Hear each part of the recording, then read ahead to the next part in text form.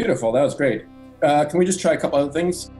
This next take at 18 and 19, let's go back to the way you had it start in the previous take.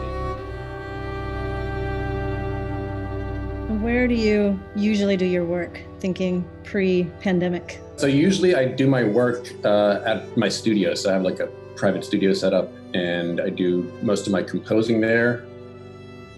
You know, there's various stages of my work. So some of it is in my studio and then other parts of it would be going to a mix house. And what about now? Where are you now? So right now I'm at home. So you can see the piano over there. My wife is right next to it. Got some plants. I've got one of these things, a flute.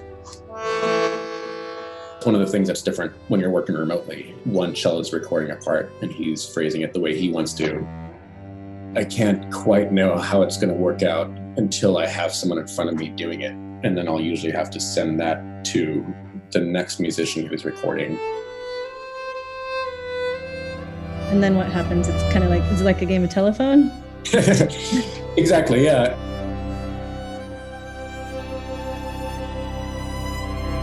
Previously, I would be there for the recording and then I'd like to just hand it off to a mixer. Whereas now I've become the engineer. Maybe give an accent on the downbeat of 37 and then the hairpin up a bar. Being the engineer on the project makes me also think about the music differently.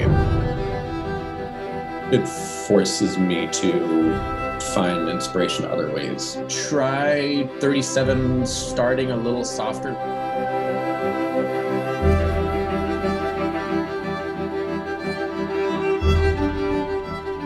I do always like recording with musicians in a studio. On Zoom, it's like hard to tell certain things because it kind of cuts in and out a little bit. But at the same time, I've learned a lot about remote recording and the possibilities of how to record with a musician who isn't in LA at the moment.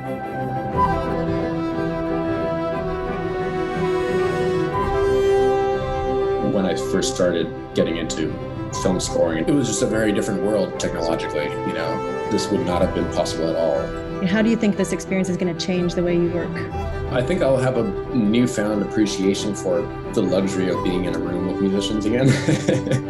But then also, I did learn a lot that I can use on projects in the future, like how to mix a mosaic of different instruments coming from different parts of the world. It's fascinating when you see a composition come to life.